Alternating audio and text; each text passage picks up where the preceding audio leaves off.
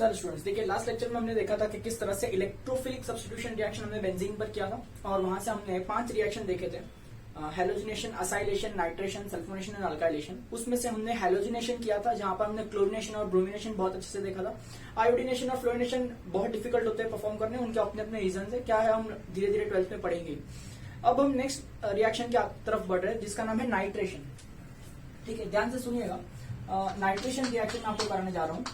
I guess ये reaction number 2 है electrophilic के अंदर, नाइट्रेशन। ठीक है, बहुत ही इंटरेस्टिंग रिएक्शन है, इजी रिएक्शन है, बिल्कुल भी डिफिकल्ट नहीं है, ध्यान देते रहिएगा। नाइट्रेशन का सबसे पहले आप मतलब समझ लीजिए। नाइट्रेशन का मतलब होता है इंट्रोडक्शन ऑफ NO2 ग्रुप। ये डैश NO2 ग्रुप जो होता है नाइट्रो ग्रुप जिसे हम कहते हैं, ये ग्रुप का अगर आपने इंट्रोडक्शन किया तो ऐसे सभी रिएक्शन को हम नाइट्रेशन रिएक्शन कहते हैं। यहां पर हम करने वाले नाइट्रेशन ऑफ बेंजीन, क्योंकि हम बेंजीन के ऊपर रिएक्शन करें तो we are going to do nitration of benzene. और यहाँ पर ये जो नाइट्रेशन ऑफ बेंजीन का रिएक्शन है ये एक इलेक्ट्रोफिलिक सब्स्टिट्यूशन रिएक्शन है जो हम इस लेक्चर में सीख रहे हैं। देखिए ध्यान से, बहुत आसान है। पहले मैं आपको रिएक्शन बता देता हूँ, फिर मैं आपको स्टेप बाय स्टेप फंडा भी बताऊंगा कि कैसे किया जाता है। ठीक है, तो देखिए नाइट्रेशन ऑफ बेंजीन करने के लिए सबसे पहले आपको बेंजीन रिंग लाना होगा। तो देखिए बेंजीन रिंग जो है हम लोग लिख सकते हैं अच्छी तरह से कार्बन हाइड्रोजन करके, बट उम्मीद करता हूं आपको इतने अच्छे से आ ही गया होगा, तो मैं अभी डायरेक्ट बॉन्डलाइन फॉर्मूला लिख रहा हूँ बेंजीन का। देखिए बेंजीन का बॉन्डलाइन फॉर्मूला कुछ ऐसा होता है जहां पर हर कार्बन के पास में एक हाइड्रोजन होता है। ठीक है, तो मैं अभी सिर्फ ये हाइड्रोजन को दर्शा रहा हूँ, बाकी के हाइड्रोजन भी है बट बॉन्डलाइन में हम हाइड्रोजन बताते नहीं है। ये हाइड्रोजन मुझे रिप्लेस करना है, दैट इज व्हाई मैं ये हाइड्रोजन को दर्शा रहा हूँ, दैट्स इट। अभी इसके अंदर मैं ऐसा क्या करूं कि ये जो H है ये निकल जाए और उसके जगह पर नाइट्रो ग्रुप आ जाए, यानी this gets connected to NO2 group. ठीक है, तो देखिए यहां पर मैंने क्या किया, H को हटाया है और नाइट्रो को लाया है। इसका मतलब सबसे पहली बात तो हमने सब्स्टिट्यूशन किया है। अगर आप बहुत ध्यान से देखें तो यहाँ पर ये जो कार्बन है वो डेल्टा नेगेटिव है और ये हाइड्रोजन है वो डेल्टा पॉजिटिव है। तो something delta positive is called as electrophile. तो अगर मैं यहाँ से इलेक्ट्रोफाइल हटा रहा हूं बच्चों, तो जाहिर सी बात है यहाँ पर आने वाला ग्रुप जो होगा वो भी एक इलेक्ट्रोफाइल ही होगा, है ना। तो ये इलेक्ट्रोफिलिक सब्स्टिट्यूशन रिएक्शन की कैटेगरी का ये हमको यहाँ से समझ में आता है। चलिए नाम भी लिख लेते हैं, इसका नाम फटाफट, इसका नाम लिख देते हैं हम लोग, ये है बेंजीन, और इसका नाम हम लिख देते हैं नाइट्रोबेंजीन। ठीक है, ये तो हमने आईपीएस में सिखा ही था इस तरह से। तो चलिए देखते हैं कैसे परफॉर्म करेंगे नाइट्रो ग्रुप। अब ये ग्रुप का इंट्रोडक्शन करने के लिए याद कीजिए आपको यहाँ पर 2 चीजें यूज करनी होगी। एक रिएजेंट जिसके मदद से NO2 ग्रुप आएगा, और एक चीज आपको एक्स्ट्रा यूज करनी पड़ेगी जिसे मैं कहूंगा इलेक्ट्रोफाइल जनरेटिंग एजेंट, क्योंकि वो जो दूसरा केमिकल है वो आपको NO2 प्लस जनरेट करके देगा। जैसे लास्ट लेक्चर में क्लोरीन प्लस को जनरेट करने के लिए हमने AlCl3 या FeCl3 का यूज किया था। ब्रोमीन प्लस को जनरेट करने के लिए हमने FeBr3 भी यूज कर सकते हैं, AlBr3 भी यूज कर सकते हैं। तो इस तरह से हमने एक लुईस एसिड यूज किया था वहां पर इलेक्ट्रोफाइल जनरेट करने के लिए। उसी तरह से यहाँ पर एक रिएजेंट होगा जो इसके ऊपर एक्शन करेगा, और एक हम लोग को इलेक्ट्रोफाइल जनरेटिंग एजेंट भी रखना पड़ेगा जो हमको NO2 प्लस बना करके देगा। तो ध्यान से सुनिए, यहाँ पर मैं यूज करने वाला हूं कॉन्सेंट्रेटेड नाइट्रिक एसिड यानी HNO3। ठीक है, और मैं यूज करने वाला हूं कॉन्सेंट्रेटेड सल्फ्यूरिक एसिड H2SO4। और ये पूरे रिएक्शन का जो टेम्परेचर रेंज है वो है 313 केल्विन से लेकर 333 केल्विन। ठीक है, 333 केल्विन ये इसका टेम्परेचर रेंज है। ठीक है, तो उम्मीद करता हूँ ये पॉइंट आपको समझ में आ रहा होगा। ये इस तरह से टेम्परेचर रेंज पे ये 2 केमिकल्स यूज करना है। तो जब ये दोनों केमिकल्स मैं बेंजीन पे डालूंगा तो मुझे यहाँ पर नाइट्रोबेंजीन मिलेगा, प्लस यहाँ पर मुझे H2O side product water molecule मिलेगा। रिएक्शन समझना बहुत आसान है। पहले आप एक बात क्लियर कर लीजिए कि यहाँ पर हम यूज करने वाले हैं mixture of concentrated HNO3 and concentrated H2SO4। Mixture of concentrated HNO3 and concentrated H2SO4, इसका जो रेशियो होगा वो होगा 1:2।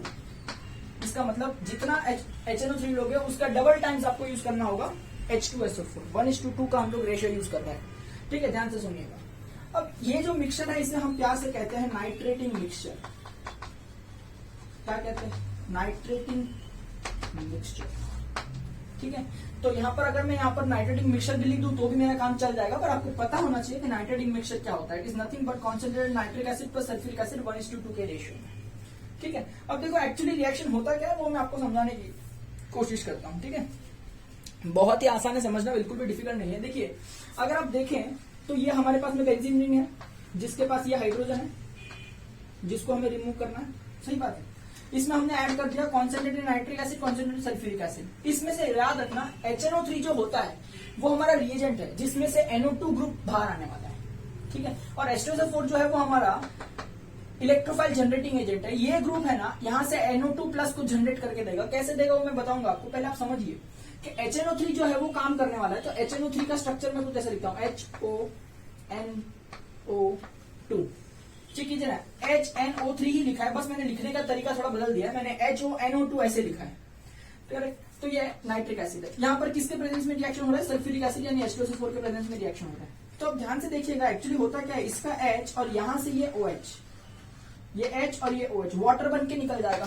तो इसलिए आपको यहाँ पर साइड प्रोडक्ट में वाटर मिल रहा है ना, H2O वाटर बन के निकल जाएगा कि नहीं।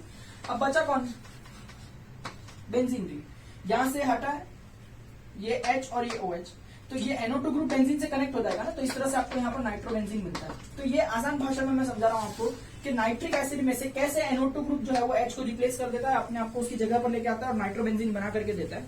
यहाँ पर सल्फ्यूरिक एसिड उसकी हेल्प करता है, और सल्फ्यूरिक एसिड की वजह से आप देख सकते हैं कि हेल्प होने के बाद ये OH और ये H वाटर बन के निकल गया। और याद कीजिए हमने पहले भी पढ़ रखा है कि सल्फ्यूरिक एसिड भाई बहुत अच्छा डिहाइड्रेटिंग एजेंट की तरह काम करता है। भाई कहीं पर भी अगर पानी रिमूव करना हो या रिमूवल ऑफ वाटर करना हो या फिर डिहाइड्रेशन करना हो, हम सल्फ्यूरिक एसिड को यूज करते हैं। ये हमने अल्कीन चैप्टर में भी देखा है, बहुत बार हमने सुना है कि sulphuric acid is a very good dehydrating agent. तो यहाँ पर सल्फ्यूरिक एसिड के दो रोल है, वो इलेक्ट्रोफाइल भी जनरेट करके दे रहा है और दूसरा कि वाटर रिमूव हो रहा है तो वाटर निकालने में भी सल्फ्यूरिक एसिड हेल्प करता है। तो ये दो रोल सल्फ्यूरिक एसिड वहां पर प्ले कर रहा है, ठीक है। चलिए अब मैं आपको बताता हूं कि रिएक्शन असलियत में कैसे होता है और कैसे यहां से NO2 प्लस ग्रुप जनरेट होता है, ठीक है। बहुत जरूरी है सुनना। तो हम यहां देख रहे हैं इलेक्ट्रोफाइल जनरेशन, इलेक्ट्रोफाइल जनरेशन कि कैसे होता है इलेक्ट्रोफाइल जनरेट। तो देखिए जब ये नाइट्रिक एसिड को मैं लिखता हूं तो HONO2 ऐसे में लिखता हूं नाइट्रिक एसिड को, चलेगा। HNO3 ही है, बस लिखने का तरीका थोड़ा सा अलग है, इधर उधर घुमा के लिखा है। HNO3 की जगह मैंने लिखा है HONO2, ठीक है। अब इसके अंदर मैं ऐड करने वाला हूं सल्फ्यूरिक एसिड। कितने मॉलिक्यूल्स, 2 मॉलिक्यूल्स H2SO4। तो जब HNO3 का एक मॉलिक्यूल, ठीक है, 2 सल्फ्यूरिक एसिड के मॉलिक्यूल के साथ रिएक्ट कर जाता है, जब HNO3 का एक मॉलिक्यूल 2 मॉलिक्यूल सल्फ्यूरिक एसिड के साथ रिएक्ट कर जाता है, तो ध्यान से सुनिएगा क्या बनता है। आपको यहां से मिलेगा HSO4 माइनस, करेक्ट, 2 बार मिलेगा आपको, 2 बार HSO4 माइनस के आयन मिलेंगे, ठीक है। प्लस आपको यहां पर मिलेगा H3O प्लस, है ना, और साथ में आपको मिलेगा NO2 प्लस। तो यहां से जो NO2 प्लस मिल रहा है ना बेटा, वो अपना इलेक्ट्रोफाइल है, वो अपना इलेक्ट्रोफाइल है जो कि बेंजीन रिंग की तरफ अप्रोच करेगा। सर H3O प्लस भी तो इलेक्ट्रोफाइल है, हाँ मैं जानता हूं H3O प्लस भी पॉजिटिव है तो इलेक्ट्रोफाइल कह सकते हो, बट इन दोनों के अंदर NO2 प्लस जो है वो ज्यादा बेटर इलेक्ट्रोफाइल है, ऐसा मैं कहूंगा। H3O प्लस इतना ज्यादा अच्छा इलेक्ट्रोफाइल नहीं है, बहुत अच्छा, बहुत ही स्ट्रॉन्ग इलेक्ट्रोफाइल कौन है यहाँ पर, NO2 plus. That is why NO2 plus जो है वो बेंजीन को अटैक करता है। और लास्ट लेक्चर में हमने देखा ही था कि कोई भी इलेक्ट्रोफिलिक सब्स्टिट्यूशन रिएक्शन जो है बेंजीन के ऊपर 3 स्टेप में होता है। फर्स्ट स्टेप में क्या होता है कि आपका फर्स्ट स्टेप में इलेक्ट्रोफाइल जनरेट होता है, सेकेंड स्टेप में क्या होता है इलेक्ट्रोफाइल बेंजीन पर अटैक करता है, और थर्ड स्टेप में क्या होता है कि आपका जो पुराना इलेक्ट्रोफाइल है जो रिप्लेस हो चुका है वो आपके कॉम्प्लेक्स आयन के साथ रिएक्ट करता है और आपका रिएजेंट जनरेट करके देता है। तो यहाँ पर भी उसी तरह से होगा कि देखिए फर्स्ट स्टेप में क्या हो रहा होगा कि सबसे पहले आपका इलेक्ट्रोफाइल जनरेट होगा। कैसे भाई, HONO2, करेक्ट, ये 2 बार सल्फ्यूरिक एसिड के साथ रिएक्ट कर जाएगा, फटाफट हमने यहाँ लिखा ही ऊपर, 2 टाइम्स ऑफ HSO4 माइनस बनाएगा, एक बार H3O प्लस बनाएगा और एक बनाएगा NO2 प्लस जो कि अपना इलेक्ट्रोफाइल है, बराबर। स्टेप नंबर 2 में क्या हो जाएगा बताइए मुझे। स्टेप नंबर 2 में आपका जो इलेक्ट्रोफाइल है वो बेंजीन पर अटैक करेगा। तो देखिए बेंजीन रिंग कुछ ऐसा दिखाई दे रहा है, बेंजीन के ऊपर ये H है, इसके तरफ NO2 प्लस आएगा अटैक करने के लिए। अटैक होने के बाद क्या हो जाएगा कि बेंजीन रिंग के H को हटा देगा वो, और उसके जगह पे NO2 आ जाएगा। तो यहाँ से जो हटा वो भी एक इलेक्ट्रोफाइल ही होगा, वो भी H प्लस ही होगा। तो यहाँ से आपको H प्लस नाम का एक इलेक्ट्रोफाइल मिल रहा है, यहाँ से आपको H प्लस नाम का एक इलेक्ट्रोफाइल मिल रहा है, ठीक है। और थर्ड स्टेप में क्या होगा, थर्ड स्टेप में क्या है कि जो अपना लीडिंग ग्रुप है, मतलब जो पुराना इलेक्ट्रोफाइल है यानी जो H है इस केस के अंदर, वो H क्या करेगा, ये जाकर यहाँ पर बचे हुए रिएजेंट्स के साथ रिएक्शन करेगा। तो ये जब HSO4 के साथ रिएक्ट करेगा, कितनी बार, 2 बार, प्लस H3O प्लस के साथ रिएक्ट करेगा, तो आपको समझेगा कि सल्फ्यूरिक एसिड रीजनरेट हो जाएगा, प्लस आपको यहाँ पर मिलेगा water molecule as a side product. Sulphuric acid regenerate हो जाएगा और क्या मिलेगा, water molecule as a side product. और हमें पता ही है ना वाटर मॉलिक्यूल तो बनता ही है, देखिए आप देख सकते हैं वाटर मॉलिक्यूल तो बनता ही है। तो इस तरह से 3 स्टेप में रिएक्शन होता है। उम्मीद करता हूं आपको ये पॉइंट समझ में आ रहा होगा। आपको क्या याद रखना है, एग्जाम में क्या लिखना है मैं आपको बताता हूँ। एग्जाम में क्वेश्चन आएगा टू नाइट्रेशन ऑफ बेंजीन, तो आपको ये रिएक्शन लिखना है इतना बहुत अच्छी तरह से। दूसरा आपको लिखना होगा ये वाला रिएक्शन। तो ये सब मैंने आपको समझाने के लिए लिखा है कि कैसे हो रहा है, किस तरह से रिएक्शन हो रहा है। बट अगर आपको एग्जाम में कोई पूछे नाइट्रेशन ऑफ बेंजीन लिखो, तो आपको क्या लिखना है, ये वाला रिएक्शन बहुत अच्छे से लिखना है, और हाउ इज इलेक्ट्रोफाइल जनरेटेड, ये वाला रिएक्शन बहुत अच्छे से लिखना है। That is it. बाकी आपको first step, second step, third step या फिर ये डिटेल रिएक्शन ऐसा कुछ भी बताने की जरूरत नहीं है। सिर्फ ये और ये अच्छे से लिख गए तो आपको पूरे मार्क्स मिल जाएंगे। उम्मीद करता हूँ ये पॉइंट समझ में आ रहा होगा। अपना इलेक्ट्रोफाइल कौन है यहाँ पर, NO2+ अपना इलेक्ट्रोफाइल है, और मैं इसका नाम भी बता देता हूँ। इसे हम कहते हैं नाइट्रोनियम आयन, नाइट्रोनियम आयन। तो उम्मीद करता हूँ ये पॉइंट आपको अच्छी तरह से क्लियर रहा होगा। ऑलराइट, चलिए अब बढ़ते हैं नेक्स्ट रिएक्शन की तरफ, जिसका नाम है सल्फोनेशन। तो आइए देखते हैं सल्फोनेशन के बारे में। ये थर्ड रिएक्शन होगा हमारा इलेक्ट्रोफिलिक कैटेगरी में, तो ध्यान से सुनिएगा। सल्फोनेशन ऑफ बेंजीन ये टॉपिक है, ठीक है, ध्यान से देखिएगा। सल्फोनेशन ऑफ बेंजीन में हम क्या करने वाले हैं, हम लेंगे बेंजीन रिंग ऑफ कोर्स, ठीक है, बॉन्ड लाइन ही लिख रहा हूं यहाँ पर फिर से। ये हाइड्रोजन हमको रिप्लेस करना है, किससे रिप्लेस करना है, सल्फोनिक एसिड ग्रुप से रिप्लेस करना है, ठीक है। तो यहाँ पर आपका प्रोडक्ट कुछ ऐसा बनना चाहिए कि H हट जाए, उसके जगह आ जाए SO3H, ये फंक्शनल ग्रुप आ जाए SO3H, ठीक है। अगर आप ध्यान से देखें तो मैं इसका नाम लिख देता हूँ, ये है बेंजीन रिंग और ये है बेंजीन सल्फोनिक एसिड। क्या नाम है इसका, बेंजीन सल्फोनिक एसिड। तो सल्फोनेशन का सिंपल मतलब यहां से क्या निकलता है कि सल्फोनेशन है SO3H ग्रुप का इंट्रोडक्शन। तो इंट्रोडक्शन ऑफ SO3H ये ग्रुप को हम कहते हैं सल्फोनेशन, जो यहाँ पर हम कर रहे हैं, ठीक है। तो चलिए सेम प्रोसीजर होगा। यहाँ पर जो सल्फोनेशन रिएक्शन है ये भी एक सब्स्टिट्यूशन टाइप ऑफ रिएक्शन है, और यहाँ पर ये जो सब्स्टिट्यूशन रिएक्शन है वो एक इलेक्ट्रोफिलिक सब्स्टिट्यूशन रिएक्शन की कैटेगरी का है। तो हमें यहाँ पर SO3H ग्रुप को सब्स्टिट्यूट करना है। तो सेम प्रोसीजर चलेगा। यहाँ पर हमें एक रिएजेंट चाहिए होगा, और यहाँ पर जो हम रिएजेंट यूज कर रहे हैं वो है कॉन्सेंट्रेटेड सल्फ्यूरिक एसिड H2SO4। बस एक ही रिएजेंट चाहिए होगा यहाँ पर, ठीक है, कॉन्सेंट्रेटेड सल्फ्यूरिक एसिड। इनफैक्ट अगर मैं कहूं तो यहाँ पर हम यूज कर रहे हैं 98% कॉन्सेंट्रेटेड सल्फ्यूरिक एसिड, जिसको हम प्यार से ओलियम भी कह सकते हैं, ठीक है। ओलियम क्या होता है, इसका फॉर्मूला क्या होता है, ये सब चीजें आपको 12th में पी ब्लॉक चैप्टर में पढ़ने मिलेगी जरूर। अभी के लिए इतना ज्यादा इंपॉर्टेंट नहीं है। अभी के लिए आप याद रखिए कि यहाँ बहुत सुपर कॉन्सेंट्रेटेड सल्फ्यूरिक एसिड हम यूज कर रहे हैं, 98% के आसपास कॉन्सेंट्रेशन हुआ, और ये टेम्परेचर 100 डिग्री यानी 373 केल्विन पर होता है, ठीक है। और यहाँ पर ऑफकोर्स यहाँ पर हमको साइड प्रोडक्ट मिलेगा वो H2O मिलेगा, वाटर, क्योंकि भाई सल्फ्यूरिक एसिड यूज कर रहे हो और वाटर ना निकले ऐसा तो हो ही नहीं सकता, ठीक है। सल्फ्यूरिक एसिड बहुत अच्छा डेटिंग एजेंट है, यहाँ पर वाटर निकलेगा ही। मोस्ट ऑफ द टाइम्स ऐसे ही होता है कि जहां कहीं पे भी आप सल्फ्यूरिक एसिड यूज करते हो कॉन्सेंट्रेटेड वाला, वहां साइड प्रोडक्ट में वाटर मौजूद होगा ही होगा, ठीक है। ये थोड़ा सा याद रखने जैसी बात है। अब देखते हैं ये रिएक्शन एक्चुअली हुआ कैसे। तो चलिए मैं आपको सिंपल फॉर्मेट में बताता हूँ कि ये रिएक्शन कैसे हुआ, फिर हम लोग थोड़ा इसको और डिटेल में देखेंगे। कि देखिए बेंजीन के ऊपर ये H था जो कि एक इलेक्ट्रोफाइल की तरह बिहेव कर रहा है। इस इलेक्ट्रोफाइल को हटना है और नए इलेक्ट्रोफाइल को आना है, यानी SO3H ग्रुप को आना है। तो सल्फ्यूरिक एसिड जो है ना उसको मैं थोड़ा लिखने का तरीका बदल देता हूँ। H2SO4 ये फॉर्मूला को मैं ऐसे कुछ लिखता हूँ, HOSO3H। देखिए ना ये H2SO4 ही है, बस मैंने उसको लिखने का तरीका ऐसे कर दिया HOSO3H। तो देखिए ये H और ये OH अगर यहां से वाटर बन के निकल जाए, अगर यहां से वाटर बन के निकल जाए, ठीक है, H2O इस तरह से, तो देखिए ये OSO3H ग्रुप बेंजीन से कनेक्ट हो जाएगा, ये बेंजीन से कनेक्ट हो जाएगा SO3H ग्रुप। तो इस तरह से ये रिएक्शन हो जाएगा कि सल्फ्यूरिक एसिड में से OH और ये H वाटर बन के निकल जाता है, इसलिए यहाँ पर SO3H ग्रुप कनेक्ट हो जाता है, ठीक है। इतना सिंपल सी बात है। पर सर ये तो इलेक्ट्रोफिलिक सब्स्टिट्यूशन रिएक्शन है, तो इसके अंदर हमको एक इलेक्ट्रोफाइल भी तो चाहिए होगा ना। बताइए इस रिएक्शन में इलेक्ट्रोफाइल कौन है।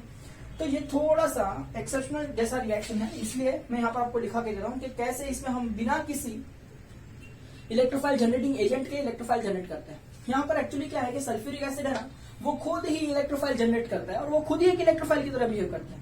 जैसे कि अगर हम देखें तो कॉन्सेंट्रेटेड सल्फ्यूरिक एसिड क्या होता है, if you take 2 molecules of concentrated sulphuric acid, वो आपस में ही रिएक्ट करता है, H3O+ बनाता है, HSO4- बनाता है और SO3 बनाता है, ठीक है। जिसमें से आप कह सकते हैं कि SO3 ये जो मॉलिक्यूल है ना, इसे हम कहेंगे फ्री सल्फर ट्राइऑक्साइड। 3 ऑक्सीजन है ना उसको, इसलिए फ्री सल्फर ट्राइऑक्साइड, ठीक है। और ये जो फ्री सल्फर ट्राइऑक्साइड देख रहे हैं ना, इसमें कोई भी चार्ज नहीं है। यहाँ पर ये एक इलेक्ट्रॉन डेफिशिएंट स्पीसीज है, यानी इलेक्ट्रोफाइल की तरह बिहेव करने वाली स्पीसीज है। सर यहाँ तो इस पे पॉजिटिव चार्ज है, तो ये भी इलेक्ट्रोफाइल हुआ। हाँ, पर इस केस में भी SO3 भले उस पर पॉजिटिव चार्ज नहीं है, वो एक स्ट्रॉन्ग इलेक्ट्रोफाइल की तरह बिहेव करता है। अब वो क्यों बिहेव करता है? सिंपल सी बात है भाई, ऑक्सीजन और सल्फर कनेक्टेड है, तो 3 ऑक्सीजन और 1 सल्फर है, तो कौन ज्यादा इलेक्ट्रोनेगेटिव है? ऑक्सीजन ज्यादा इलेक्ट्रोनेगेटिव है। तो तीनों ऑक्सीजन सल्फर से इलेक्ट्रॉन खींचेगा, तो सल्फर के ऊपर से इलेक्ट्रॉन डेंसिटी कम हो जाएगी। अगर सल्फर के ऊपर से इलेक्ट्रॉन डेंसिटी कम हो जाएगी, तो आपको नहीं लगता वो एक इलेक्ट्रॉन डेफिशिएंट स्पीसीज की तरह बिहेव करेगा? और इलेक्ट्रॉन डेफिशिएंट स्पीसीज को ही हम कहते हैं इलेक्ट्रोफाइल। इसलिए यहाँ पर SO3 ग्रुप जो है, भले उस पर पॉजिटिव चार्ज नहीं है, it acts as an electrophile. देखिए मैंने आपको सिखाया ना कि ऐसा जरूरी नहीं होता है कि हर इलेक्ट्रोफाइल पर पॉजिटिव चार्ज हो। देखिए दो बातें हैं, हर पॉजिटिवली चार्ज स्पीसीज है ना, वो इलेक्ट्रोफाइल की तरह बिहेव करती है, लेकिन हर इलेक्ट्रोफाइल पॉजिटिवली चार्ज होगा ऐसा जरूरी नहीं है। ठीक है, कुछ इलेक्ट्रोफाइल ऐसे भी होते हैं जिन पर कोई चार्ज ही नहीं होता है। ठीक है, तो मैंने आपको 14 चैप्टर में बहुत अच्छे से सिखाया है कि इलेक्ट्रोफाइल जो होता है वो पॉजिटिवली चार्ज होता है या फिर न्यूट्रल स्पीसीज भी हो सकता है। तो यहाँ पर SO3 जो है वो एक न्यूट्रल इलेक्ट्रोफाइल है, ना कि पॉजिटिव इलेक्ट्रोफाइल। तो ये बहुत ही अच्छा इलेक्ट्रोफाइल की तरफ बिहेव करता है। तो यहाँ पर ये SO3 फ्री सल्फर ट्राइऑक्साइड जाके बेंजीन रिंग को अटैक करता है और अपने आप को इस ग्रुप में कन्वर्ट करता है। तो इस तरह से यहाँ पर ध्यान रखना, अपना इलेक्ट्रोफाइल कौन है अगर आपसे कोई पूछेगा तो SO3 अपना इलेक्ट्रोफाइल है, ये आपको ध्यान में रखना है, ये इंपॉर्टेंट क्वेश्चन है। तो इस तरह से बेंजीन से आप बना सकते हैं benzene sulphonic acid just by putting concentrated sulphuric acid at 373 kelvin. ठीक है, तो this is how we convert benzene into benzene sulphonic acid and this reaction is called as benzene, this reaction is called as sulphonation of benzene. ठीक है, अब देखिए 5 reaction थे total, उसमें से मैंने 3 करा दिए हैं, हेलोजिनेशन करा दिया, नाइट्रेशन करा दिया, सल्फोनेशन करा दिया। बचे हुए 2 रिएक्शन है, असाइलेशन एंड अल्काइलेशन। अब मैंने जानबूझ के इनको साथ में रखा है, अल्काइलेशन असाइलेशन, क्योंकि ये दोनों भी रिएक्शन एक जैसे हैं और एक ही साइंटिस्ट ने दिए हैं। तो ये जो रिएक्शन है फ्रीडल-क्राफ्ट रिएक्शन की कैटेगरी में आते हैं, इसलिए मैं आपको एक साथ में दोनों रिएक्शन पढ़ाने जा रहा हूं। ध्यान से सुनिएगा, अगला topic Friedel-Crafts reaction, alkylation and acylation, very important, please note करते चलिएगा। ये देखते हैं फ्रीडल-क्राफ्ट रिएक्शन, बहुत जरूरी रिएक्शन है, नेम रिएक्शन है तो बाय डिफॉल्ट इंपॉर्टेंट ही होता है, आपको ये रूल पता है। तो देखिए फ्रीडल-क्राफ्ट रिएक्शन का सबसे पहला रिएक्शन हम करने जा रहे हैं जिसका नाम है अल्काइलेशन। अल्काइलेशन, ठीक है। इसका दूसरा रिएक्शन भी है जिसका नाम है असाइलेशन। ठीक है, असाइलेशन, तो दोनों में बहुत फर्क है, ये अल्काइलेशन है और ये असाइलेशन है। मैं एक एक करके दोनों रिएक्शन सिखाऊंगा। तो देखिए अल्काइलेशन का मतलब होता है इंट्रोडक्शन ऑफ अल्काइल ग्रुप। कौन सा group? Alkyl group. Sir alkyl group क्या होता है? अल्काइल ग्रुप कार्बन चेन होती है, R बॉन्डेड टू डैश में लिख सकता हूँ, ये मिथाइल, इथाइल, प्रोपाइल, सेक प्रोपाइल, आइसोब्यूटाइल, टर्टब्यूटाइल, ये सब ग्रुप जो हमने पहले सीखे थे वो हो सकते हैं। कोई भी R डैश ग्रुप यानी कार्बन चेन हो सकती है, 1 कार्बन, 2 कार्बन, 3 कार्बन, कितनी भी बड़ी चेन हो सकती है, कोई भी डिग्री की चेन हो सकती है। ठीक है, सिमिलरली असाइलेशन का मतलब क्या होगा सर? असाइलेशन का मतलब होता है introduction of acyl group. Sir acyl group क्या होता है? असाइल ग्रुप होता है R C double bonded to O dash, ये ग्रुप होता है। ठीक है, उम्मीद करता हूं आपको दिख रहा होगा, ये थोड़ा सा ओवरलैप हो गया यहाँ पर, मैं वापस दिखता हूँ। देखिए असाइल ग्रुप क्या होता है? R C double bonded to O dash, ऐसे टाइप के जो ग्रुप होते हैं उसे हम असाइल ग्रुप कहते हैं। क्या सर हम थोड़े से एग्जांपल्स जान सकते हैं असाइल ग्रुप के, तो हमको अच्छे से समझ में आएगा, और अल्काइल ग्रुप के भी। तो देखिए अल्काइल ग्रुप में क्या हो सकता है? देखिए CH3 डैश, ये मिथाइल ग्रुप है। ठीक है, CH3, CH2 डैश, ये एक इथाइल ग्रुप है। ठीक है, CH3, CH, CH3 ऐसा हमने लिखा, तो ये हमें पता है कि इसे हम आइसोप्रोपाइल ग्रुप भी कह सकते हैं या फिर सेक प्रोपाइल ग्रुप भी कह सकते हैं। ठीक है, इस तरह से ये 2 डिग्री वाला ग्रुप ऐसा। तो ऐसे सारे ग्रुप जो है वो अल्काइल ग्रुप्स की कैटेगरी में आते हैं। जैसे अजाइल ग्रुप का एक एग्जांपल मैं लेता हूं, CH3 C double bonded to O dash, ऐसा ग्रुप है। तो CH3 C double bonded to O dash, ये जो ग्रुप है ये 2 कार्बन वाला ग्रुप है। 2 कार्बन में रूट वर्ड होता है एसिड, क्योंकि ये C डबल बॉन्ड O है तो एसिड वर्ड यूज करना होगा, तो ये हो जाएगा एसिटाइल ग्रुप। ठीक है, इस तरह से अगर मैंने लिखा CH3 CH2 C double bond O, correct, तो ये 3 कार्बन है, तो ये इसका रूट हो जाएगा प्रोपियो, तो ये हो जाएगा प्रोपियोनिल ग्रुप। ठीक है, इस तरह से। तो उम्मीद करता हूँ ये पॉइंट आपको समझ में आ रहा होगा कि किस तरह से ये ग्रुप्स में फर्क है। ठीक है, ये सब अल्काइल ग्रुप्स और ये सारे जो है C डबल बॉन्ड O वाले ग्रुप्स यानी असाइल ग्रुप्स है। अब इन ग्रुप का इंट्रोडक्शन अगर हमने बेंजीन रिंग पर कर दिया तो फिर पर्टिकुलरली वैसे कहेंगे। जैसे अगर मैंने ये ग्रुप्स को इंट्रोड्यूस कर दिया तो मैं इसे अल्काइलेशन कहूंगा, मिथाइल ग्रुप इंट्रोड्यूस किया तो मिथाइलेशन कहूंगा, इथाइल ग्रुप इंट्रोड्यूस किया तो इथाइलेशन कहूंगा, प्रोपाइल ग्रुप इंट्रोड्यूस किया तो प्रोपाइलेशन कहूंगा। सिमिलरली यहाँ पर अगर मैंने एसिटाइल ग्रुप इंट्रोडक्शन किया तो एसिटाइलेशन कहूंगा, अगर मैंने प्रोपियोनिल ग्रुप इंट्रोड्यूस किया तो मैं प्रोपियोनिलेशन कहूंगा। तो इस तरह से यहाँ पर मैं दोनों अलग अलग रिएक्शन की बात कर रहा हूँ, क्योंकि दोनों में अलग अलग टर्म्स इन्वॉल्व है, दोनों में अलग अलग ग्रुप है जो हमें बेंजीन रिंग पर इंट्रोड्यूस करवाना है। तो मैं आपको रिएक्शन सिखाता हूँ सबसे पहले अल्काइलेशन का, जिसमें हम अल्काइल ग्रुप को इंट्रोड्यूस करेंगे, ठीक है, आर डैश ग्रुप को इंट्रोड्यूस करेंगे, ठीक है, मिथाइल इथाइल प्रोपाइल कोई भी ग्रुप हो सकता है। तो जनरली मैं लिखता हूँ आर डैश ग्रुप को इंट्रोड्यूस करेंगे, फिर जिस हिसाब से रिएक्शन डिमांड करेगा उस हिसाब से हम वो ग्रुप को चेंज करते जाएंगे, ठीक है। जैसे यहाँ पर देखिए मैं जनरल रिएक्शन आपको दिखाता हूँ, जी आर यानी जनरल रिएक्शन, कि हम यहाँ पर क्या करेंगे, बेंजीन रिंग लेंगे, उसका हाइड्रोजन हमें रिप्लेस करना है। किससे रिप्लेस करना है, अल्काइल ग्रुप से रिप्लेस करना है, क्योंकि उसी को हम अल्काइलेशन कहेंगे। तो यहाँ पर H हट जाना चाहिए, R आ जाना चाहिए। सपोज अगर आपका मिथाइल ग्रुप होता तो ये आपको ऐसा कुछ CH3 ऐसा दिखाई देता, बेंजीन के ऊपर CH3 दिखाई। अगर आपका इथाइलेशन रिएक्शन होता तो आपको यहाँ पर बेंजीन के ऊपर CH3 CH2 ग्रुप ऐसा दिखाई देता है ना। तो यहाँ पर मैं जनरल लिख रहा हूँ, इसलिए मैं R डैश ग्रुप लिख रहा हूँ, तो यहाँ पे हमें R डैश को इंट्रोड्यूस करवाना होगा। सही बात है, उम्मीद करता हूँ ये समझ में आ रहा होगा।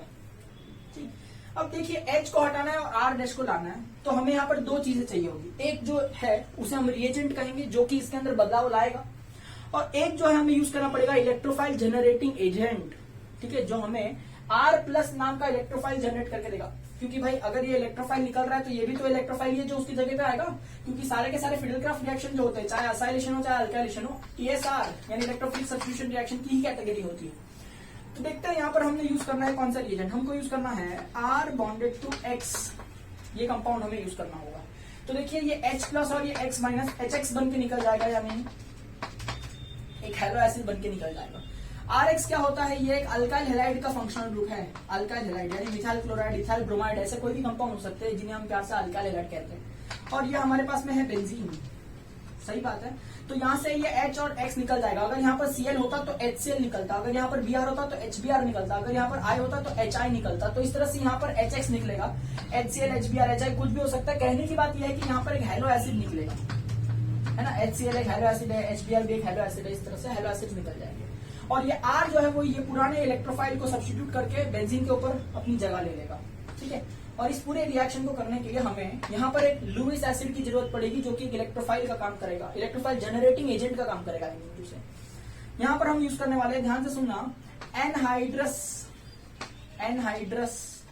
AlCl3, anhydrous aluminium trichloride, anhydrous AlCl3 plus हम यहाँ पर इसके अंदर ऐड करने वाले हैं PY का मतलब होता है पायरीडीन। मैं आपको दोनों का रोल समझा देता हूँ। तो यहाँ पर ये जो एनहाइड्रस AlCl3 जो है ना, ये एक लुईस एसिड है, आपको देख के समझ गया होगा। AlCl3 जो है इलेक्ट्रॉन डिफिशिएंट स्पीसीज है, तो ऑफकोर्स ये लोन पेयर एक्सेप्ट करेगा या इलेक्ट्रॉन पेयर एक्सेप्ट करेगा, तो लुईस एसिड का काम करेगा, करेक्ट ना। तो यहाँ पर ये लुईस एसिड की तरह काम कर रहा है। हमें पता है कि लुईस एसिड हमेशा इलेक्ट्रोफाइल जनरेटिंग एजेंट का काम करता है, EAG मैं लिख रहा हूँ शॉर्टकट में, इलेक्ट्रोफाइल जनरेटिंग एजेंट। तो ये बात तो हमें समझ में आई कि इलेक्ट्रोफिलिक सब्स्टिट्यूशन रिएक्शन करने के लिए इलेक्ट्रोफाइल चाहिए, जो कि ये एजेंट जनरेट करके देगा। तो हम पायरीडीन क्यों यूज कर रहे हैं, PY का मतलब होता है पायरीडीन, ठीक है। पायरीडीन एक ऐसा केमिकल है जिसे हम कहते हैं बेसिक होता है नेचर में, ठीक है। तो हम लोग बेस क्यों यूज कर रहे हैं, सिंपल सी बात है। अगर भाई ये रिएक्शन आप कर रहे हो और आपका साइड प्रोडक्ट अगर एसिड बन रहा है, तो पूरा का पूरा जो मेन प्रोडक्ट है वो एसिडिफाइड हो जाएगा, या फिर मैं कहूं कि ये साइड प्रोडक्ट एसिड है, इसको न्यूट्रलाइज करना पड़ेगा हमें। तो इसे न्यूट्रलाइज करने के लिए हम पायरीडीन का बेस ऐड करते हैं। तो सर हम दूसरा कोई भी बेस ऐड कर सकते थे, NaOH ऐसे सब बेस ऐड कर सकते थे। देखिए बच्चा, अगर आप NaOH या KOH ऐसे स्ट्रॉन्ग बेसेस ऐड करोगे तो वो बेस क्या करेगा, इसको तो न्यूट्रलाइज करेगा ही करेगा, बट आपके प्रोडक्ट को भी इंप्योर कर देगा, ठीक है। ये बेंजीन रिंग का ये जो कंपाउंड यहाँ पर बन रहा है उसे भी वो चेंज कर देगा, उसमें भी कुछ ना कुछ रिएक्शन कर देगा, या फिर उसमें कुछ ना कुछ चेंजेस लेके आएगा और प्योरिटी लेवल एकदम कम कर देगा।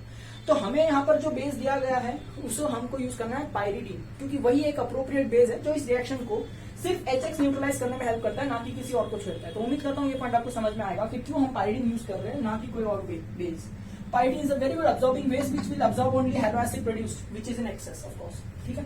तो उम्मीद करता हूँ ये रिएक्शन आपको समझ में आएगा। आज के बाद जब कभी भी फिडेलक्राफ्ट रिएक्शन होगा, आपको यही रिएजेंट्स यूज करना है, और इन्हीं रिएजेंट्स को हम कहते हैं फिडेलक्राफ्ट रिएजेंट। तो हमेशा लुईस एसिड कौन होगा, एनहाइड्रस AlCl3 होगा, और हमेशा उसके साथ में हम यूज करेंगे पायरीडीन का बेस। उम्मीद करता हूँ ये रिएक्शन आपको याद रहेगा। ठीक है, अब एक बार देख लेते हैं कि इलेक्ट्रोफाइल जनरेट कैसे होता है। तो इलेक्ट्रोफाइल जनरेटिंग रिएक्शन वो भी हम देख लेते हैं कि कैसे होता है।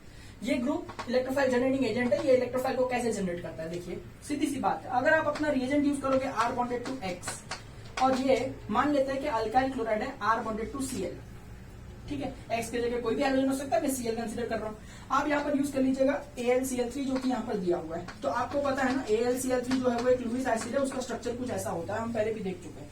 तो अगर आप देखेंगे तो एल्यूमिनियम के पास आउटरमोस्ट शेल में सिर्फ 6 इलेक्ट्रॉन्स है और ऑक्टेट रूल के हिसाब से उसके पास 8 होने चाहिए। तो ये क्या करेगा, यहां से दोनों इलेक्ट्रॉन्स को पुल कर देगा अपनी तरफ। अगर ऐसा हुआ तो यहां पर क्या हो जाएगा, R अपना इलेक्ट्रॉन जो है वो एल्यूमिनियम को दे बैठेगा। तो एल्यूमिनियम के पास तो पहले से 3 ग्रुप थे क्लोरीन के, बट ये क्लोरीन जो है वो भी एल्यूमिनियम से अटैच हो जाएगा, नया बॉन्ड फॉर्म हो जाएगा। जहां पर ये वाला जो इलेक्ट्रॉन इस क्लोरीन को बिलोंग करता है वो तो अभी भी उसी के पास है, बट ये इलेक्ट्रॉन जो कि कार्बन को बिलोंग करता था वो शिफ्ट होकर के एल्यूमिनियम के पास चले गए। तो असलियत में अगर देखें तो R ने इलेक्ट्रॉन खोया, अगर R इलेक्ट्रॉन खोता है तो R प्लस बन जाएगा, है ना। R प्लस को हम कहते हैं अल्काइल या फिर कार्बोकैटायन।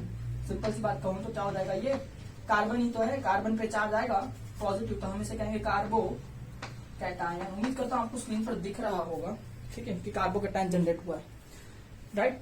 और यहाँ पर ये जो है इसने इलेक्ट्रॉन पाया एल्यूमिनियम में, इसलिए ये पूरा हो जाएगा AlCl4 माइनस। थोड़ी देर के बाद ये अपने आप डिसोसिएट हो जाएगा, यहाँ से Cl निकल जाएगा और बाद में यहाँ से H के साथ में वो HCl बनाएगा। तो उम्मीद करता हूँ ये रिएक्शन आपको समझ में आ रहा है कि इसे हम कहेंगे फिडेलक्राफ्ट अल्काइलेशन रिएक्शन।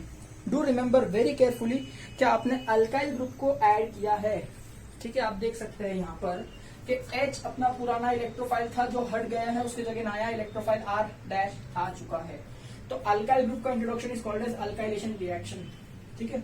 इसके ऊपर हम एग्जांपल्स भी देखने वाले हैं बहुत सारे। चलिए अब हम देख लेते हैं कि असाइलेशन रिएक्शन के दौरान क्या होगा। तो देखिए असाइलेशन कैसे किया जाता है, बहुत आसान है, देख लेते हैं। सेम फंडा चलेगा यहाँ पर, बस हमें अल्काइल ग्रुप की जगह अब हमें अटैच करने वाला जो ग्रुप होगा वो असाइल ग्रुप होगा, ठीक है। मैं यहाँ लिख देता हूँ असाइल ग्रुप कुछ इस तरह से दिखाई देता है, ठीक है। ऐसा वाला ग्रुप हमें इंट्रोड्यूस करना होगा, बस इतना ही फर्क है। तो देख लेते हैं फटाफट क्या करना है। सेम वे हम लोग यहाँ पर जनरल रिएक्शन लिखेंगे। जनरल रिएक्शन में मैं कहूंगा आपसे कि बेंजीन रिंग लेना है आपको एक, ठीक है, जिसके ऊपर ये हाइड्रोजन जो है इसे मैं रिप्लेस करना चाहता हूँ। किससे रिप्लेस करना चाहता हूँ, असाइल ग्रुप से रिप्लेस करना चाहता हूँ, ठीक है। तो इसके अंदर मुझे कुछ तो ऐड करना पड़ेगा जिसकी वजह से जो बेंजीन का H है वो हट जाए, उसकी जगह ये वाला ग्रुप यानी C double bonded to O connected to R, ये वाला ग्रुप यहाँ पर अटैच हो जाए। कुछ ऐसा कंपाउंड हमारा बनना चाहिए, ठीक है। तो इसमें हमें ये ग्रुप अटैच करने के लिए एक रिएजेंट चाहिए होगा। तो ये ग्रुप कहां से आता है, देखिए R C double bonded to O Cl, या फिर मैं Cl के जगह X लिख देता हूँ, X यानी कोई भी हाइड्रोजन हो सकता है। तो अगर आप ध्यान से देखिए R C double bonded to OX, ये जो है ये एक असाइल हैलाइड कंपाउंड है। असाइल हैलाइड ये हमने पढ़ा है ऑलरेडी, असाइल हैलाइड का फंक्शनल ग्रुप ये वाला कंपाउंड है। तो आप देख सकते हैं कि ये जो H प्लस यहाँ पे इलेक्ट्रोफाइल है वो H और ये X दोनों अगर आपस में रिएक्ट करेगा तो HX बन के यानी एक हेलो एसिड बन करके यहाँ से निकल जाएगा, हेलो एसिड बन करके यहाँ से निकल जाएगा। तो ये वाला जो ग्रुप है वो ऑफकोर्स बेंजीन रिंग पर कनेक्ट हो जाएगा। तो इस तरह से हमारा कंपाउंड बन जाएगा। तो this is how we convert benzene into our desired compound, जो कि आप देख सकते हैं सी डबल बॉन्ड और कीटोन जैसा ग्रुप है। यहाँ पर भी कार्बन चेन है और यहाँ तो बेंजीन रिंग यानी कार्बन चेन नहीं है। तो ये एक एरोमेटिक कीटोन है, एरोमेटिक कीटोन हमने यहाँ पर जनरेट कर दिया है by using acylation reaction. Acyl group को इंट्रोड्यूस करवा दिया। सिमिलरली ये एक फिडेलक्राफ्ट रिएक्शन है। तो यहाँ पर यूज होने वाला जो रिएजेंट होगा वो फिडेलक्राफ्ट रिएजेंट होगा। मुझे बताइए फिडेलक्राफ्ट रिएजेंट कौन होता है, दो होते हैं, एक होता है एनहाइड्रस AlCl3 एंड पाइरिडीन।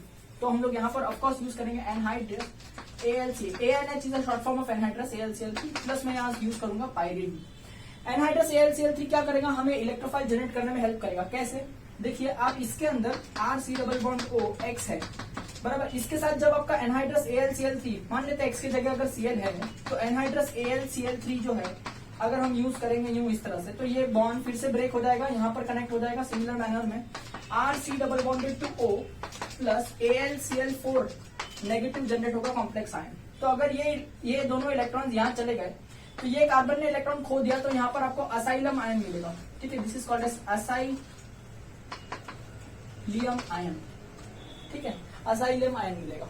और ये एक इलेक्ट्रोफाइल की तरह काम करेगा जो बेंजीन रिंग को अप्रोच करेगा इस तरह से और यहाँ से H प्लस आयंस को रिमूव कर देगा। थोड़ी देर के बाद वो H प्लस आयंस यहाँ से मिलने वाले एक Cl के साथ जाके HX बनाएगा, ये हम समझ पाए। तो इस तरह से यहाँ पर भी हमने देखा था कि इलेक्ट्रोफाइल जनरेटिंग एजेंट AlCl3 कैसे इलेक्ट्रोफाइल को जनरेट करता है, कार्बोकैटायन को जनरेट करता है। यहाँ पर भी सिमिलर मैनर में AlCl3 असाइल हैलाइड में से क्लोरीन को खींच लेता है और असाइलियम आयन जनरेट करता है, जो कि एक इलेक्ट्रोफाइल की तरह काम करता है। सिमिलरली यहाँ पर भी आपको एक हैलो एसिड मिल रहा है, तो वो हैलो एसिड को न्यूट्रलाइज करने के वास्ते हम लोग पाइरीडीन का बेस यूज कर रहे हैं, ठीक है। और this is how we do electrophilic substitution reaction by using Friedel Crafts reaction. Acylation भी हमने करके बताया और अल्काइलेशन भी हमने करके बताया। एक और बात मैं आपको बताना चाहूंगा यहाँ पर, वो ये है कि during acylation reaction acyl group को जनरेट करने के लिए हमने ये रिएजेंट यूज किया था acyl halide. Similarly alkylation reaction के अंदर अल्काइल ग्रुप को जनरेट करने के लिए हमने ये यूज किया था अल्काइल हैलाइड, ठीक है। तो अल्काइल ग्रुप के लिए अल्काइल हैलाइड, असाइल ग्रुप के लिए असाइल हैलाइड। मैं आपको बताना चाहूंगा कि instead of acyl halide, instead of acyl halide we can also use acid anhydride। Acid anhydride ये फंक्शनल ग्रुप भी हम यूज कर सकते हैं, ठीक है। ये मैं आपको खाली एक बताना चाहता हूँ, मैं यूज करके भी बताऊंगा। अभी हम इसके अंदर बहुत सारे एग्जांपल्स देखने वाले हैं, तो एक काम करता हूँ, मैं आपको रिएक्शन भी करके बता देता हूँ। तो उम्मीद करता हूँ आपने ये लिखा होगा, मैं ये रब कर रहा हूँ। तो नहीं लिखा है तो आप वीडियो पॉज करके ये लिख लीजिए पहले अच्छी तरह से, क्योंकि मुझे ये जरा बोर्ड की जरूरत है। मैं ये रब कर देता हूँ एक बार, ठीक है। तो देखिए मैं आपको ये बता देता हूँ एक बार रिएक्शन करके कि कैसे हम लोग जब असाइलेशन रिएक्शन करेंगे, जब हम असाइलेशन रिएक्शन करेंगे तो आप रिएजेंट क्या यूज करते हैं, असाइल हैलाइड यूज करते हैं। तो आप अगर असाइल हैलाइड नहीं यूज करना चाहते तो आप एसिड एनहाइड्राइड भी यूज कर सकते हैं। अब वो भी मैं आपको करके बता देता हूँ, देखिए कैसे। सिंगल है, बेंजीन रिंग होगी, यहाँ पर H होगा, करेक्ट है।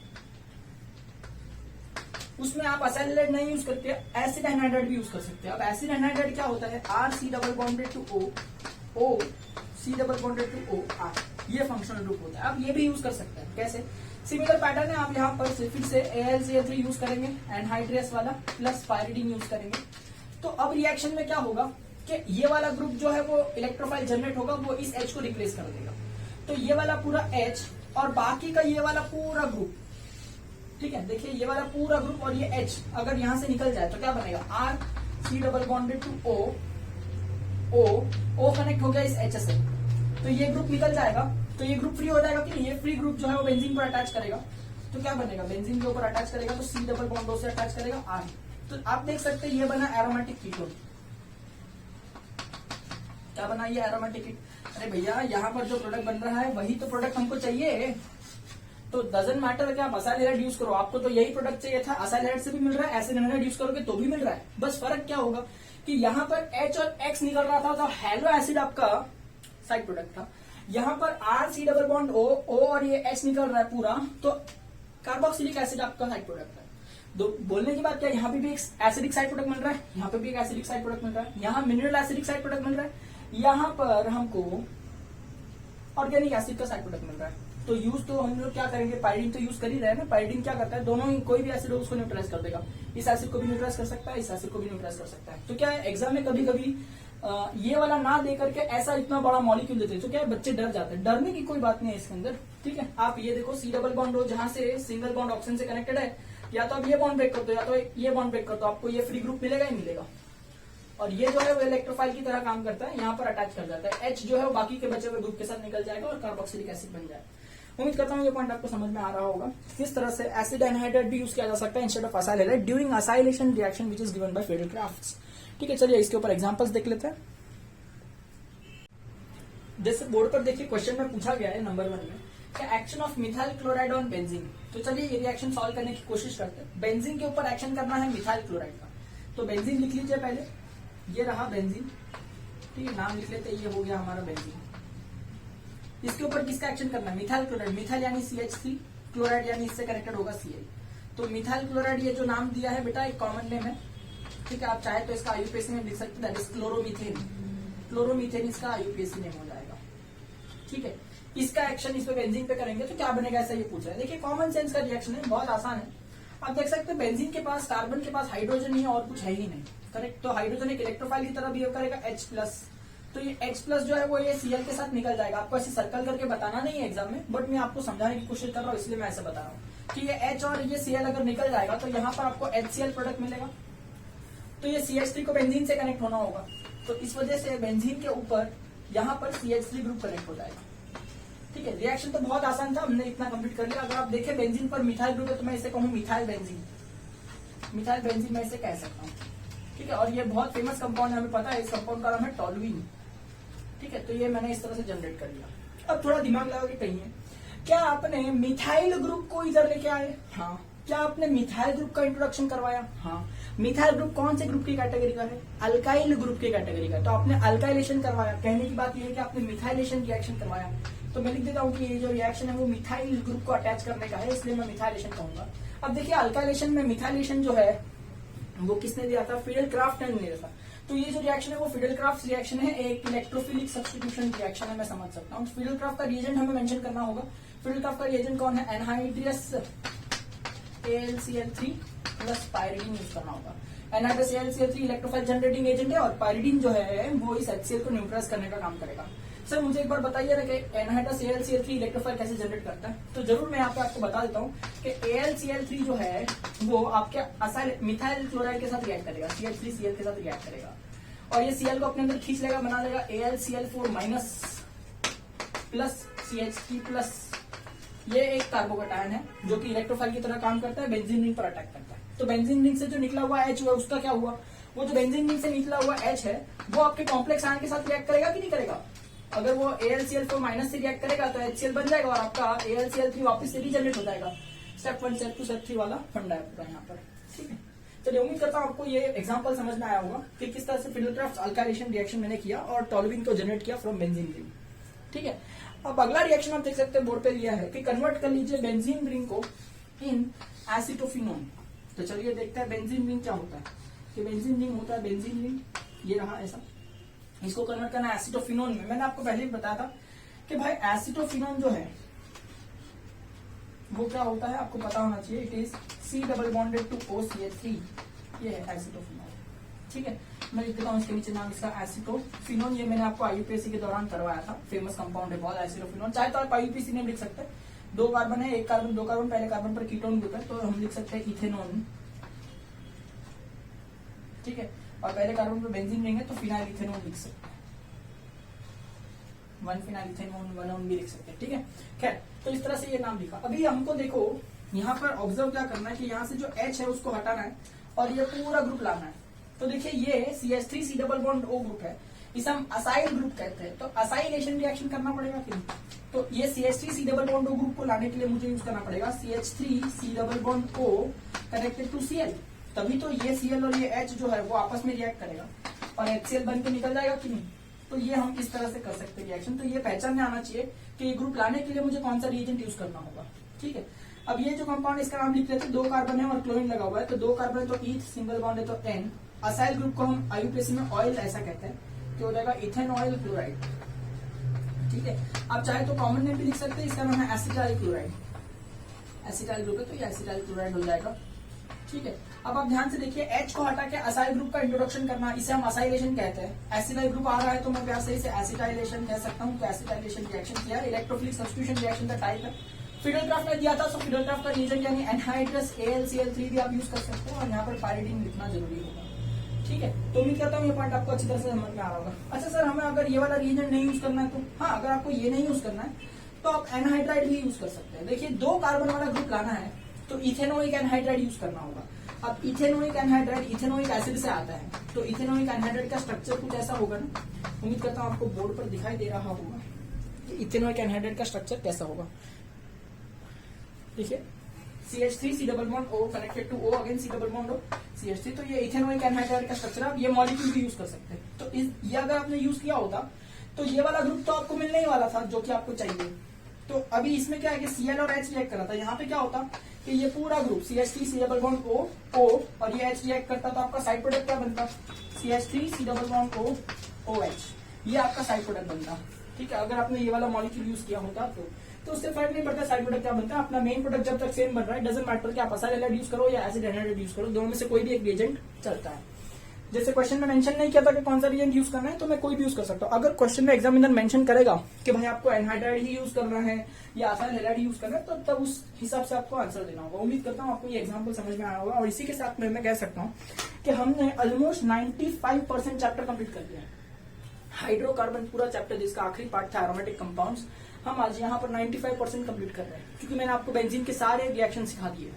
ठीक है, अब बचा एक पार्ट जिसे हम कहते हैं reactions over mono substituted benzene, कि मोनो सब्स्टिट्यूट बेंजीन के ऊपर रिएक्शंस कैसे होते हैं, क्या फंडा होता है, इसको हल्के से डिस्कस करना है, बहुत ज्यादा डिटेल में नहीं आना है। तो नेक्स्ट लेक्चर में मैं आपको सिखाऊंगा कि मोनो सब्स्टिट्यूटेड बेंजीन अगर कोई होगा, यानी बेंजीन पे ऑलरेडी अगर कोई ग्रुप प्रेजेंट है, जैसे मिथाइल ग्रुप प्रेजेंट है या फिनॉल ग्रुप प्रेजेंट है या नाइट्रो ग्रुप प्रेजेंट है, तो उस समय रिएक्शन में क्या फर्क आएगा, क्या चेंजेस आएंगे, किस तरह से इलेक्ट्रोफिलिक सब्स्टिट्यूशन रिएक्शन होंगे। ठीक है, ये सारी चीजें हमको डिस्कस करनी है। साथ ही मैं आपको बताऊंगा कि एरोमेटिक कंपाउंड्स की टॉक्सिसिटी लेवल क्या होती है, क्योंकि सारे हाइड्रोकार्बन या मोस्टली जो भी केमिकल्स होते हैं वो हमारे बॉडी के लिए एक फॉरेन मटेरियल का काम करते हैं, तो हमेशा उनका कुछ ना कुछ टॉक्सिसिटी लेवल जरूर होता है। तो अभी वो कौन से कंपाउंड का क्या टॉक्सिसिटी लेवल है, क्या है, वो सब चीजें हम धीरे धीरे डिस्कस करेंगे लास्ट लेक्चर में, जो इस चैप्टर का होने वाला है नेक्स्ट टाइम। ठीक है, तब तक मैं आपको होमवर्क में कुछ देना चाहता हूँ। होमवर्क में आप करिएगा, एक बार रेजोनेंस अच्छे से रिवाइज कर लीजिएगा। ठीक है, मैं आपको होमवर्क में देता हूँ कि you have to write all the structures of phenol, all the resonating structures of phenol along with the hybrid structure, and also you have to get all the resonating structures of benzaldehyde and hybrid structure also। तो वहां पर आपको क्या है कि practice मिलेगा कि electrons कहां से कहां फ्लो हो रहे हैं, कहां पर क्या चार्ज आ रहा है, चार्ज डिस्ट्रीब्यूशन कैसा हो रहा है, कहां पॉजिटिव चार्ज आ रहा है, कौन विड्रॉइंग ग्रुप है, कौन डोनेटिंग ग्रुप है, ये सारी चीजें बहुत स्ट्रांग अच्छी तरह से पढ़ के रखिएगा, क्योंकि नेक्स्ट लेक्चर में इसका बहुत ज्यादा यूज होने वाला है। ठीक है, उम्मीद करता हूँ ये पॉइंट क्लियर रहा होगा। होमवर्क में एक बार आप इलेक्ट्रोफाइल न्यूक्लियोफाइल रिवाइज कर लीजिएगा, रेजोनेंस पूरा रिवाइज कर लीजिएगा, और यहाँ तक सारे रिएक्शंस करिएगा। हंसा याद रखिएगा इलेक्ट्रोफिलिक सब्स्टिट्यूशन रिएक्शन के लिए। H stands for halogenation, A stands for acylation, N stands for nitration, S stands for sulphonation, and again the A stands for alkylation. तो असाइलेशन और alkylation both of them are Friedel Crafts reaction, इसलिए मैंने एक साथ करवाया है, example भी करा के दिया। उम्मीद करता हूँ यहाँ तक सारी चीजें क्लियर रही होगी। अब अगर आप टेक्स्ट बुक के अंदर जाके, टेक्स्ट बुक के पीछे का एक्सरसाइज है, अगर उसको आप सॉल्व करोगे तो मुझे ऐसा लगता है कि ऑलमोस्ट सभी क्वेश्चन आपसे हो जाएंगे, क्योंकि सारी चीजें मैंने कवर कर ही दी है। आप घर पे जाइए, अच्छे से, बहुत अच्छे से सॉल्व कर लीजिएगा टेक्स्ट बुक के पीछे का एक्सरसाइज। अगर उसमें आपको कोई रिएक्शन में प्रॉब्लम आती है तो बिंदास मुझसे पूछेगा, I will try to cover it up. ठीक है, उम्मीद करता हूँ ये पॉइंट आपको यहाँ तक सही लग रहा होगा। होमवर्क में एक बार रेजोनेंस अच्छे से रिवाइज करना। मिलेंगे नेक्स्ट लेक्चर में।